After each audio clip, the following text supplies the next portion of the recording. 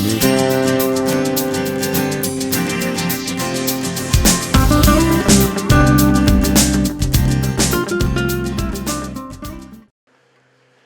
promueven la chabacanería o la competencia despiadada entre humanos son objeto de atención. Los niños y los jóvenes se ven atraídos por la liviandad.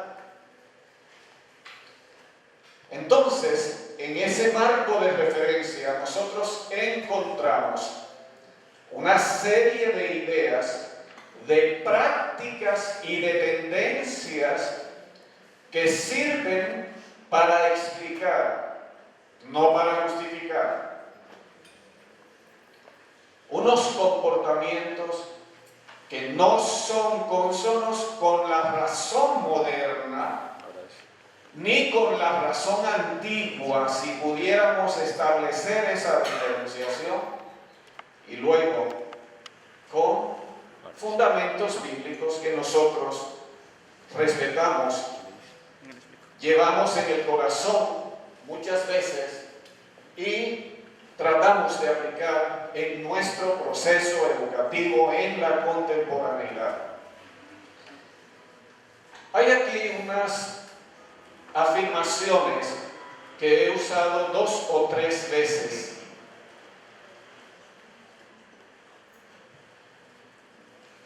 Víctor Hugo, quien abre la puerta de una escuela, cierra una prisión. Pero estamos aquí en Colombia cerrando escuelas.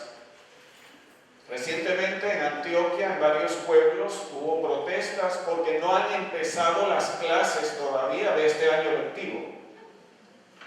Y los colegios que fueron inaugurados con bombos y platillos el año pasado y el año antepasado ya están dañados, se inundan con lluvias que han caído recientemente. Claro, tampoco tenemos cárceles, ¿no? No hay cárceles. El sistema de justicia ha colapsado. Y esta afirmación de García Márquez, parecida a la de otro literato pero extranjero: desde muy niño tuve que interrumpir mi educación para ir a la escuela.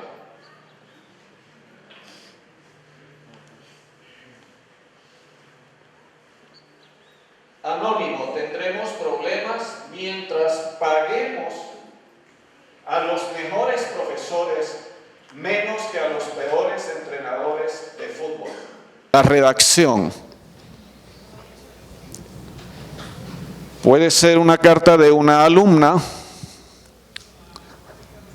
de un alumno, y acá respeto la diferencia entre géneros, ¿no?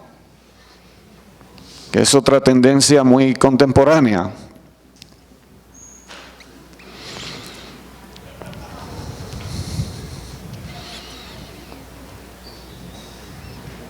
La estructura de la carta, los espacios.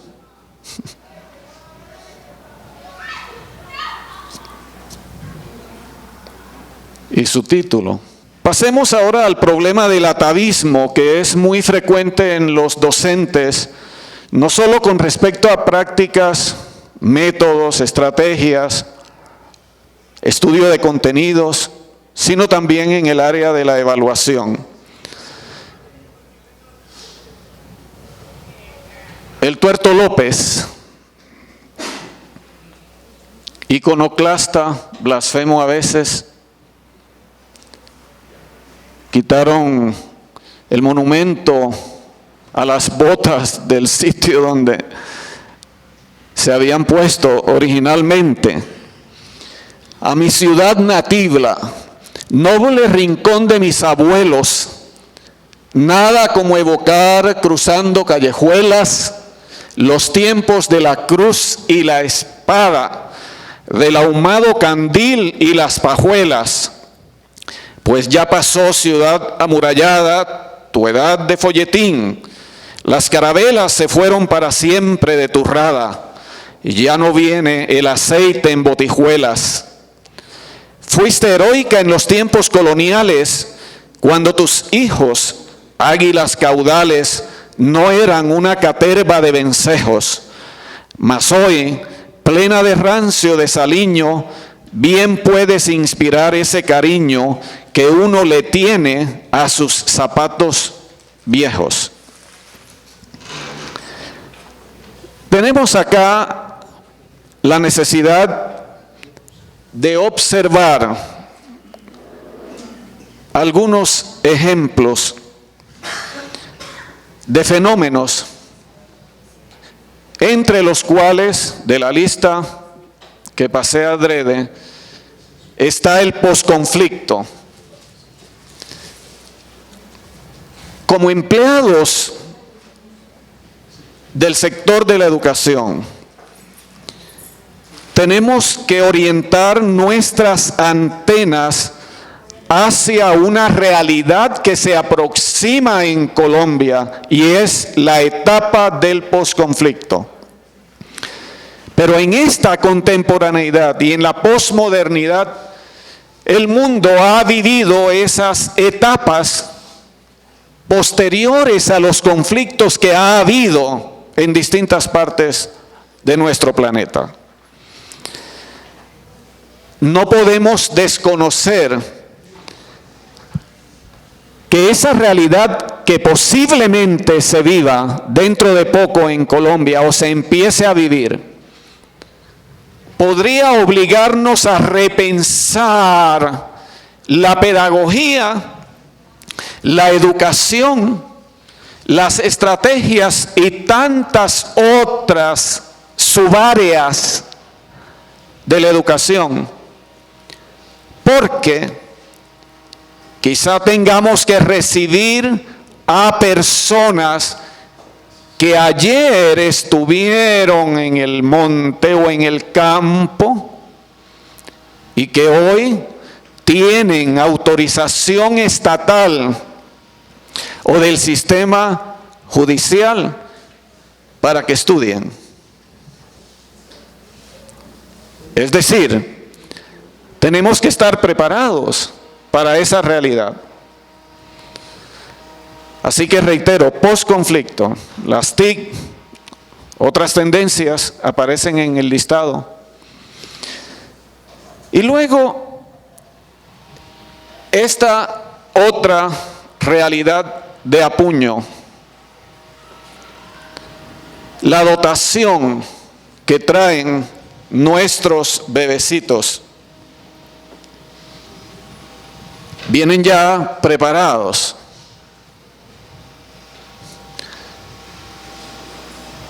Y yo no puedo decir lo mismo de mi nacimiento, porque a duras penas había pañales de tela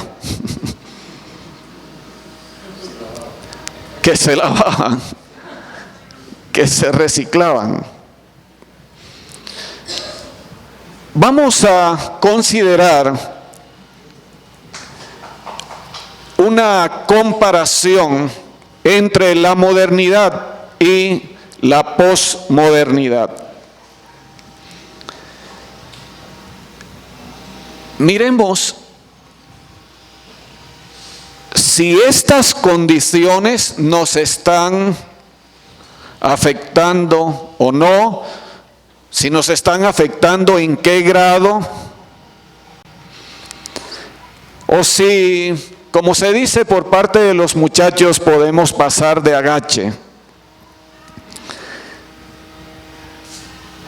En la posmodernidad existen ciertas condiciones en donde se ensalza al individuo, se promueve el egoísmo, se enaltece la imaginación, se pondera el hedonismo, se impulsa la imagen.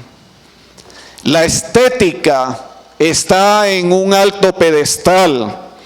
La cultura ligera también se posiciona y tratamos de reducirlo todo a lo lúdico o a lo lúdico. A veces decimos, la educación es un juego. ¿Es la educación en verdad un juego? Que la educación se valga del juego es distinto. La evaluación tampoco es un juego. Pero en la posmodernidad o en esta contemporaneidad tenemos problemas por esa falta de seriedad. Entonces, las condiciones modernas en donde se daba un lugar de preeminencia a la sociedad, al altruismo, a la razón, al esfuerzo, a las letras, a la ética, a la cultura dura y al Homo sapiens, quedaron en la historia. Y muchos tratan de borrar esa serie de condiciones actuales que desdicen en alguna medida de lo que es nuestra responsabilidad profesional en el ejercicio magisterial, en donde todos los componentes del proceso educativo deben articularse para desembocar en una evaluación, sí. Pero una evaluación que tiene que afincarse en ciertos fundamentos. Luego, el deber y el derecho. A veces uno piensa en el tipo de evaluación que va a realizar.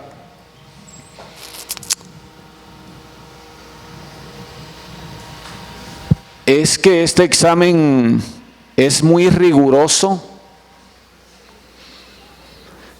Pobres mis alumnos, yo voy a ponerles un taller nada más. Y ahora estamos en Semana Mayor.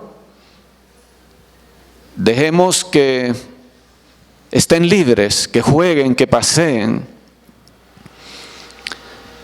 A distinto nivel se observan algunas de estas dificultades.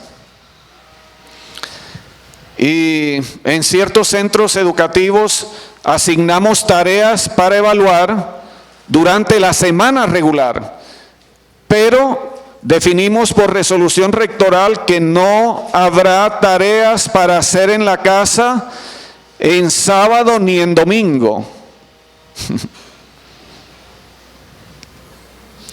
Estamos prohijando el ocio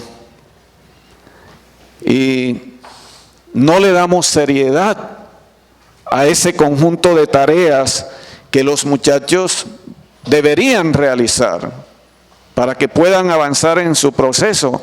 Y después nosotros debemos evaluarlos para saber si lograron las competencias o las habilidades. Tenemos entonces acá unas dicotomías que también nos están afectando. En la modernidad se enalteció el deber, se puso en alto. Pero en la posmodernidad y en esta fase de la contemporaneidad, ponemos arriba, ¿qué cosa? El derecho. Y los alumnos nos dicen, somos autónomos, no queremos hegemonía profesoral. La dictadura de la evaluación, ¿no? Las pruebas de papel y lápiz, las pruebas escritas de papel y lápiz. Somos independientes. Podemos seguir distintas rutas para llegar al saber, alternativas. Somos libres. Debe respetarse la pluralidad en el aula de clase y lo mismo en la evaluación. Y bueno, como el sistema judicial colombiano, todo es incierto, ¿no? Es uno de los problemas que nos afectan de manera diaria o de manera frecuente.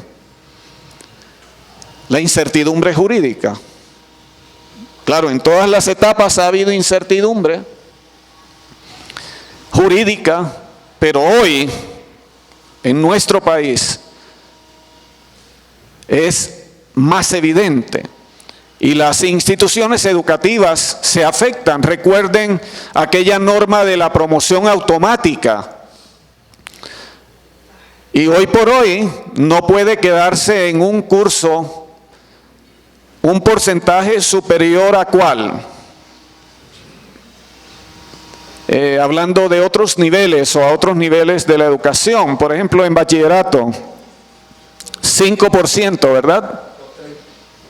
Según el decreto 230. Y dejamos objetivos y competencias para el siguiente año. Yo no sé si el tiempo permita una maduración que a su vez facilite en febrero o en marzo la adquisición de competencias que no se alcanzaron en noviembre, calendario A por ejemplo, o en mayo, calendario B. Y dejamos logros, dejamos competencias pendientes para el otro año y entonces llegan los estudiantes, vamos a hacerles un examen y por la fuerza de la norma tenemos que pasarlos y decir que lograron las competencias. ¿Es eso justo? ¿Es equitativo? ¿Es cristiano? ¿Es responsable?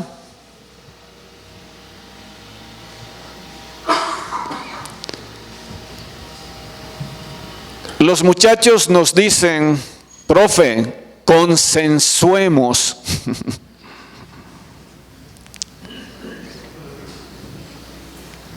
Vemos la espontaneidad, hay heterogeneidad, hay laxitud, las licencias son evidentes, existen opciones, respetemos las iniciativas individuales y todo ello se vale.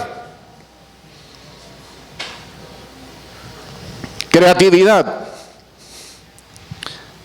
Yo recibí ayer, si mal no estoy, un protocolo para una defensa de tesis a nivel de maestría. Sinceramente, lo que yo vi en esa defensa ya presentada es una muestra de creatividad con íconos, con figuras, con muchas cosas que denotan que quien elaboró ese diseño es un excelente creativo. Pero en el fondo de esa disertación yo encontré una superficialidad total en el tratamiento del tema. Sin embargo, esto es lo que vende. La individualización, el placer, el naturismo, el estilo personal, la negociación, el diálogo. Hay que hablar, tenemos que negociar. Tenemos que llegar a un nivel de consenso y entonces podremos entendernos en el aula de clase. El lunes de Pascuita no va a haber examen. ¿Qué piensan ustedes, jóvenes? Algunos no asistirán a clase. Estarán cansados de descansar, ¿verdad?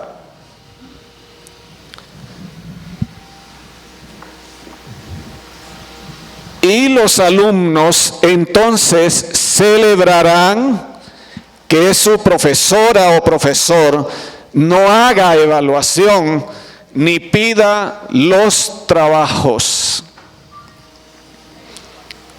Así está sucediendo. Pensemos en esa realidad. Veamos ahora algunos problemas. La escuela de hoy responde a los patrones y valores de la cultura moderna. Es necesario comprender la crisis de la modernidad para entender la fosilización y decadencia de una de sus instituciones más preciadas, la escuela. Las filosofías modernas de la educación pertenecían a paradigmas humanistas que impulsaban los valores modernos, el antiautoritarismo y la oposición al poder dominante. Hoy, el espíritu crítico de la modernidad está desapareciendo.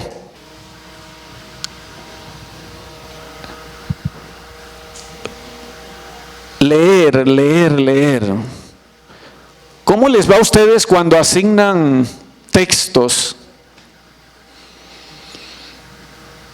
Hace varios años un alumno de administración de empresas se acercó a mí porque estaba preocupado en vista de que un profesor le asignó la lectura de un libro de 462 páginas de un día para otro y le pidió que hiciera una síntesis racional en una página, claro, a un solo espacio.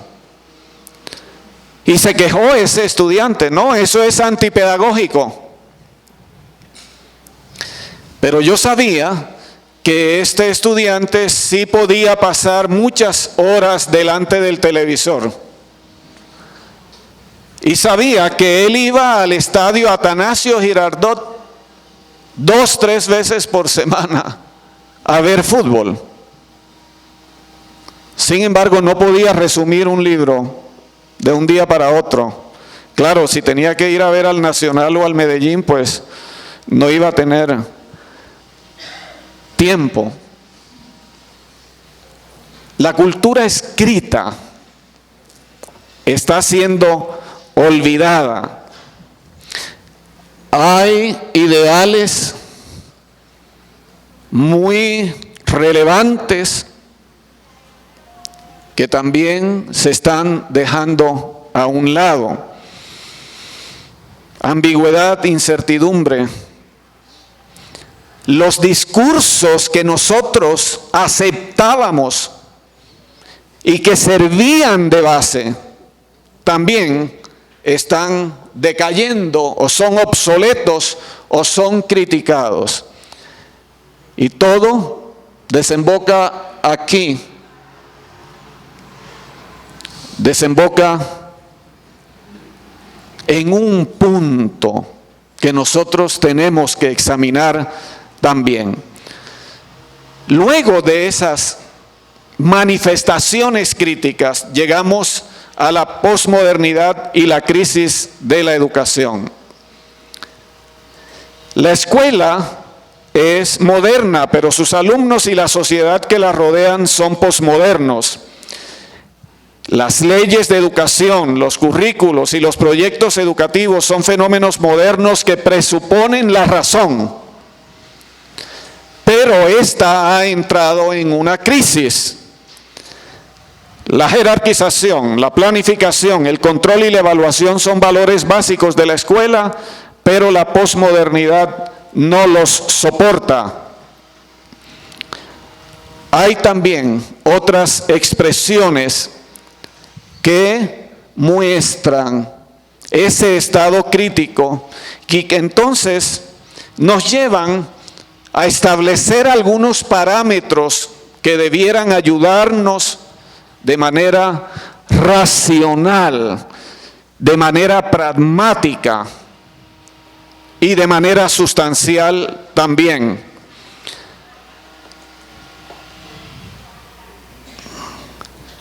Pensemos en este punto de mira. La adaptación del trabajador. ¿Estamos educando para el trabajo en sí?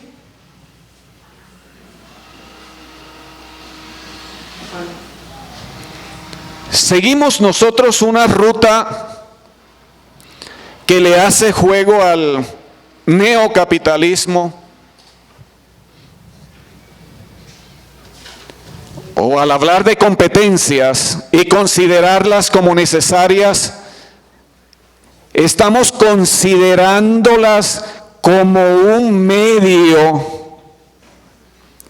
de formación integral e íntegra.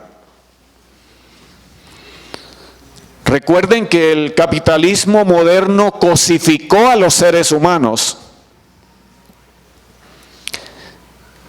Como digo en una de las conclusiones, ¿es que acaso queremos que ese neocapitalismo produzca una recosificación de los seres humanos? ¿Cuál es nuestra posición como educadores cristianos? Con una cosmovisión definida, fundada en la palabra de Dios. ¿Cuál es nuestra posición ante algunas exigencias de rendimiento? Y miren este punto en el cual sí quiero detenerme un poco. Nuevo concepto de saber. La escuela está en una estrecha relación con el saber, pero este ha entrado en crisis. El saber ya no se basa en la ciencia, sino en la comunicación.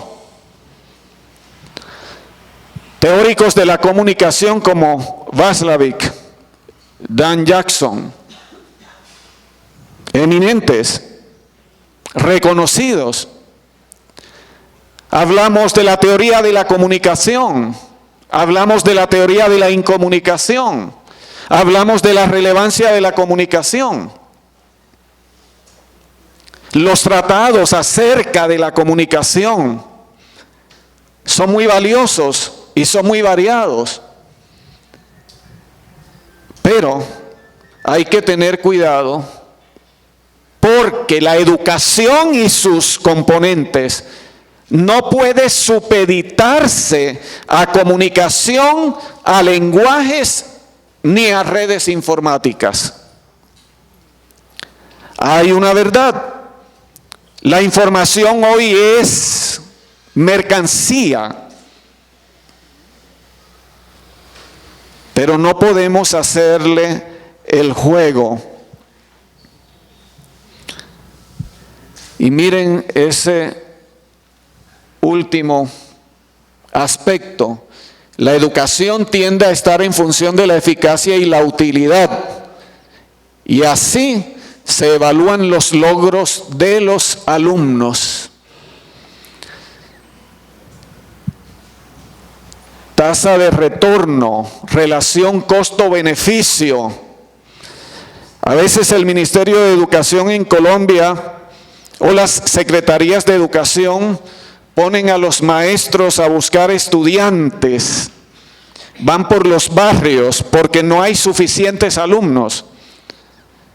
Y si no hay suficientes alumnos, entonces profesor, profesora, ese grado no funcionará, se va a fusionar con otros de planteles cercanos. El ministerio no puede asumir esos costos. Y luego, en este derrotero que estoy siguiendo rápidamente por causa de la compresión del tiempo, entro a la parte de la evaluación acá en la UNAC. Como cristianos, aceptamos que todos somos hijos de Dios. Y debiéramos también aceptar la inclusión. He tomado algunos ejemplos para que pensemos en lo que es evaluar a personas que tienen algunas capacidades diferentes. Número 1. A veces cuando veo al doctor Férez en su desplazamiento por este campus, pienso en la incomodidad que representa para él ese desplazamiento. el doctor Suescún, en 1990, cuando era rector de UNAC, ordenó que se construyeran rampas para acceder al auditorium. Y así se hizo. Curiosamente, diríamos, en 1991 el doctor Suescún era llevado al auditorium en silla de ruedas por una de esas rampas.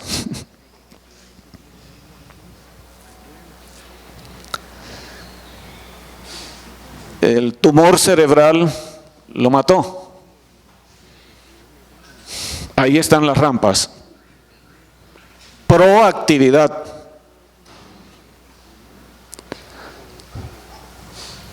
La arquitectura actual está cambiando de concepción porque las ciudades modernas fueron pensadas para gente que podía moverse con facilidad. O yo no sé qué pensaban los diseñadores de las ciudades modernas. Piensen en Brasilia, por ejemplo.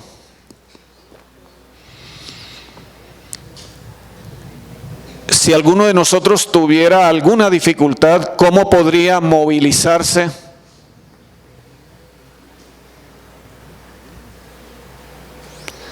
Y la arquitectura de los centros educativos debe estar al servicio de los estudiantes, de los maestros, del resto de la comunidad.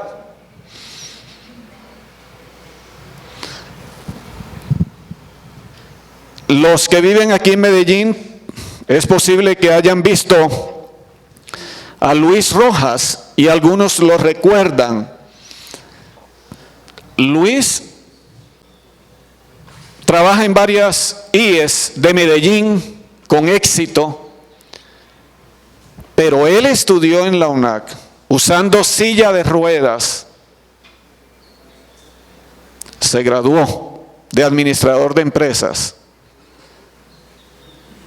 Claro, su problema se presentó en San Andrés.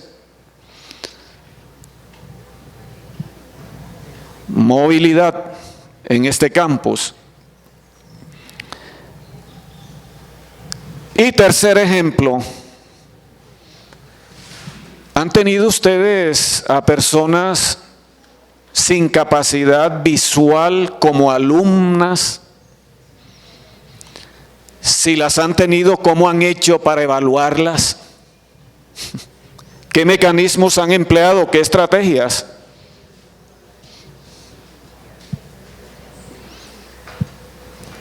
Víctor Vergara, docente oficial, es teólogo adventista y es especialista. Ambos títulos los obtuvo en la UNAC. Él quedó sin visión a los 13 años de edad. Y acá tenemos rápidamente un ejemplo de 2015. No conseguí la foto de Luis ni la de X muchacho de educación teología. Al llegar al centro del examen de admisión, en el primer piso, y ver que este proceso era en computador, este aspirante de entre unos 28, 30 años de edad, se puso pálido, se asustó y dijo: es que yo nunca he prendido un computador. Yo no sé manejar un computador. Por tanto, tuvimos que asignarle a un empleado del Departamento de Sistemas e Informática para que lo apoyara. Obviamente no diciéndole las respuestas, ¿no? Sino enseñándole cómo debía proceder.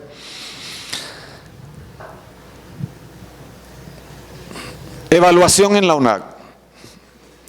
Ahí tenemos la definición que el grupo de investigación de la propuesta pedagógica de la Corporación Universitaria Adventista produjo.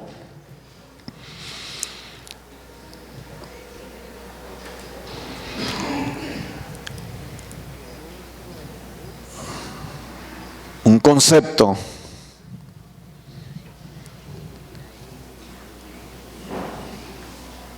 En nuestro contexto, tenemos que mirar también ciertos aportes del médico argentino Jaime Echeverry, fue rector de la Universidad de Buenos Aires en la década pasada, un científico también. No es adventista. Sus aportes son preocupantes y ponen el dedo en muchas llagas, no en una sola. La influencia social sobre los jóvenes desvaloriza la educación y el conocimiento. Los niños no comprenden lo que leen en los libros, pero comprenden muy bien lo que leen en la sociedad. Y miren la pregunta que él formula.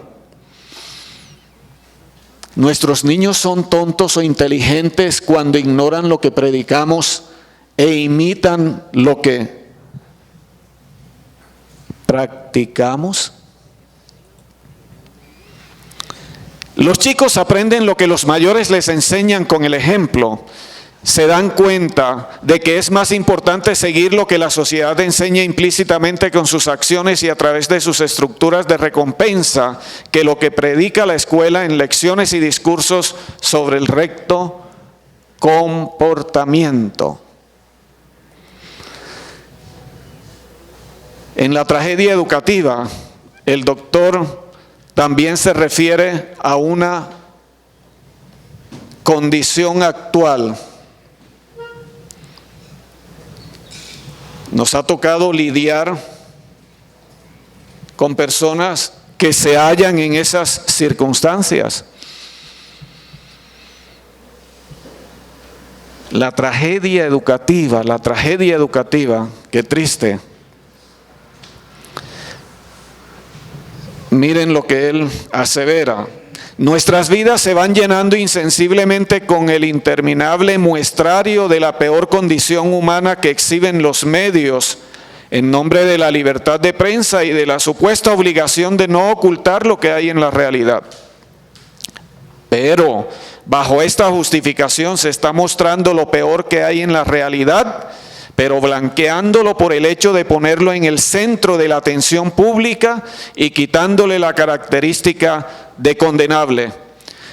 ¿Por qué razón las sociedades se preocupan tanto por consumir alimentos en buen estado, utilizar medicamentos seguros o mantener habitable el planeta, y tampoco de los peligros que ocasiona el exhibir lo más bajo y vulgar como modelo de vida?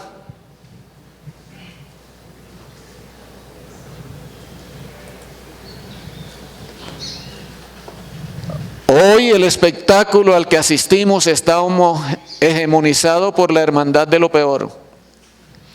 Si insistimos en esta carrera por exponer y prestigiar lo peor, nuestros jóvenes lo elegirán porque se lo mostramos como valioso.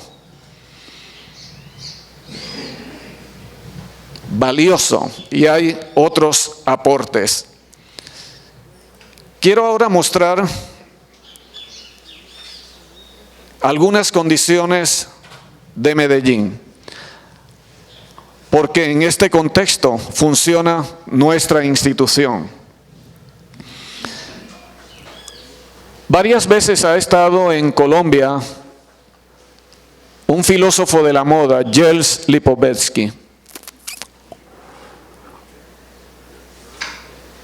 En 2002 estuvo en Medellín y él se refirió a algunos hechos interesantes, habló de la contradicción que existe a su modo de ver acá, en nuestro país y en Medellín. Dice que estuvo en varios centros comerciales y aseveró que eran como centros comerciales de Estados Unidos o de Alemania o de Francia. Habló de los movimientos de izquierda también. Estableció algunas comparaciones. De ellas podemos sacar algunas lecciones. En ciertas materias como sociología, asigno una tarea que consiste en recorrer en el metro de Medellín y en los metrocables el Valle de la Aburrá, para que se vean algunas realidades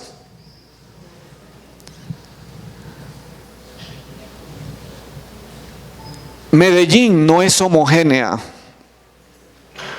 Medellín son 4 ciudades. La Medellín del Poblado,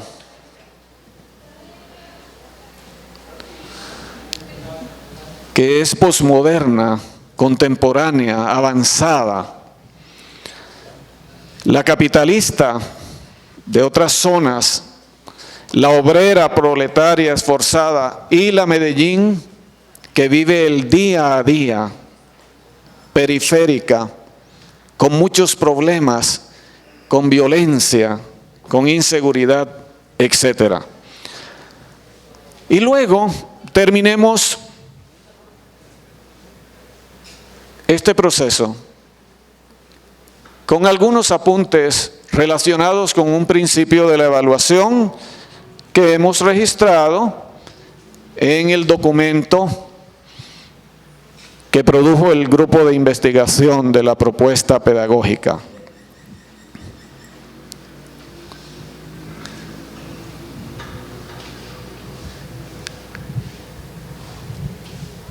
Esa aportación, o esa acotación mejor, tiene como propósito llevarnos a una reflexión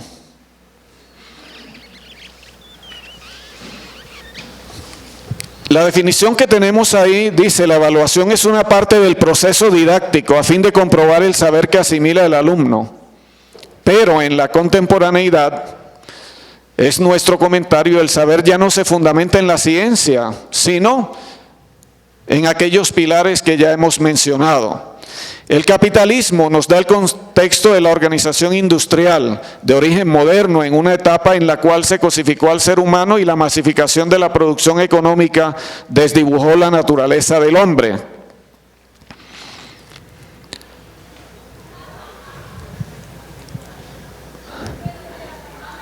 Hace un tiempo visité el Paraninfo de la Universidad de Antioquia,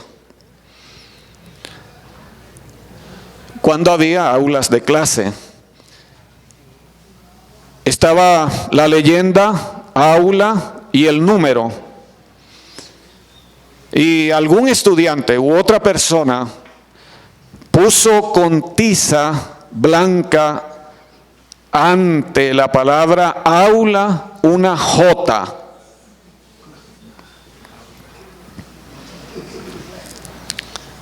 Una J.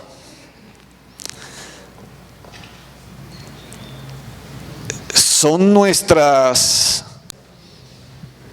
aulas de clase unas jaulas? Si alguien se para, tiene 1 o 0. Cuervo, en su propuesta edutópica, invita a fabricar puertas que tengan distintas formas y funciones, no para encerrar, y que los pupitres se transformen en naves para viajar por muchos mundos. Ya ustedes están cansados en esos pupitres, ¿no? Que son cómodos, comparándolos con los de los estudiantes.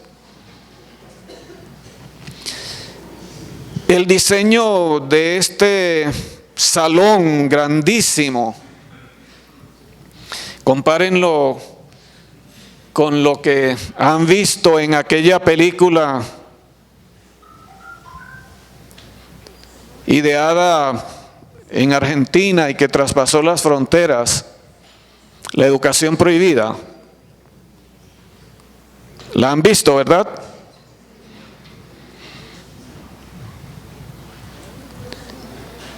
La escuela en la modernidad tiene unos espacios parecidos a los bodegones o bodegas de las fábricas.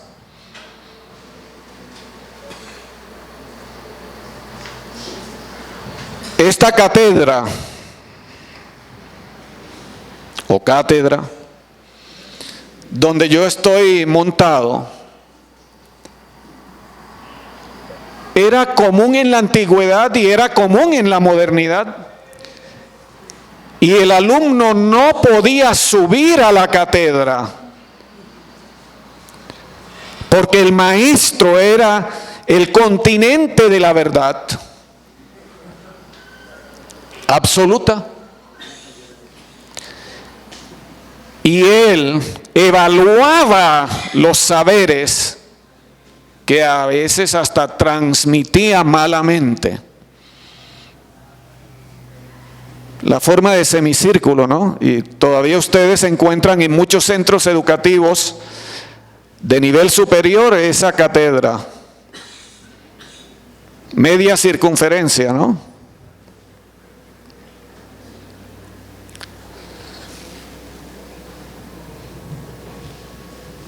Dejamos en el documento ciertos componentes de los procesos. Y a mí me preocupa que con frecuencia veamos la frase alumno insumo.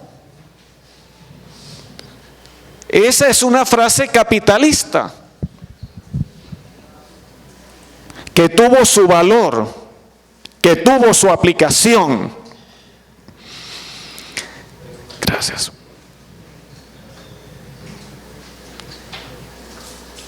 Es que yo puedo concebir al estudiante como un insumo, como si estuviera en fabricato tomando pacas de algodón del Tolima o de Córdoba. Lo echo en un aparato, lo proceso y luego voy a sacar un producto.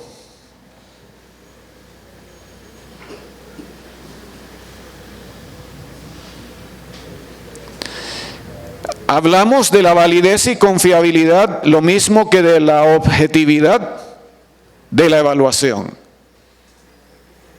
Pero recuerden que esos conceptos nos los vendieron las ciencias naturales de base moderna. Y claro, es muy fácil predecir el comportamiento de este lapicero de banco si yo lo dejo.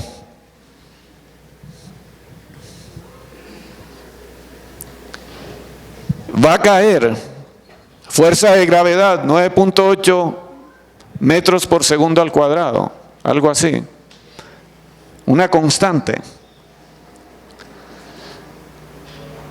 Pero también la psicología, que se independizó de la filosofía en la modernidad, con los experimentos de Guillermo Wundt en 1879,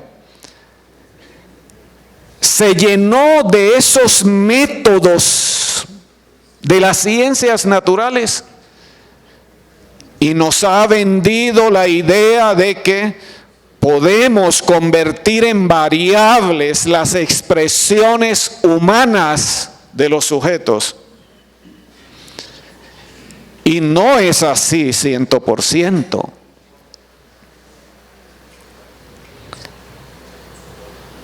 Como cristianos no podemos usar ese argumento. Y claro, nos hemos inventado un término muy valioso que es constructo.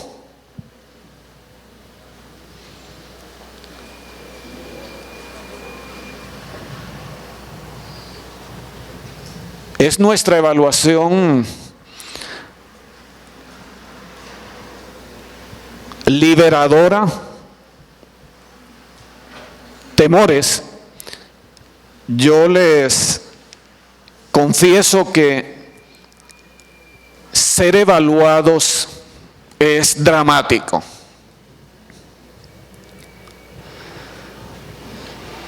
Las visitas del Ministerio de Educación, doctora Costa, doctor Rivero, profesor Poveda, no son agradables. Dígase, doctora Amanda, lo que se diga.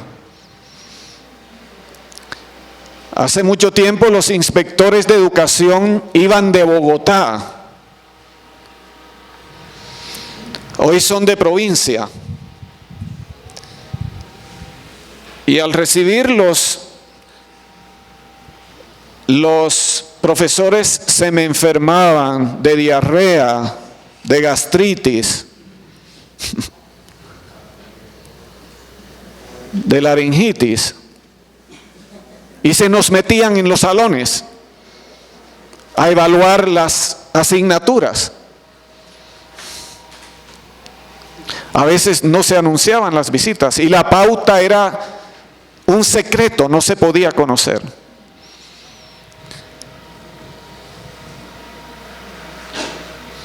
Vamos a terminar. Hay un ejercicio que ustedes van a realizar después de la Semana Mayor. No les vamos a poner tarea. Era para realizarlo acá, pero por causa del tiempo no lo vamos a hacer. Sí les agradezco que por favor realicen ese ejercicio después y que me hagan llegar esas 2 hojas para observar algunas tendencias, escribir algo y luego compartir con ustedes por otro medio. Ahí recogemos algunas preguntas, algunas inquietudes, y es mi intención que ustedes se autoexaminen. Piensen en algunas de estas realidades, piensen en otras que son también muy preocupantes. Piensen en si acá en la UNAD debiéramos tener todas las pruebas de manera virtual. Si debiéramos tener un banco de preguntas que se realimentara de manera frecuente. Si debiéramos examinar la validez y confiabilidad de nuestros exámenes.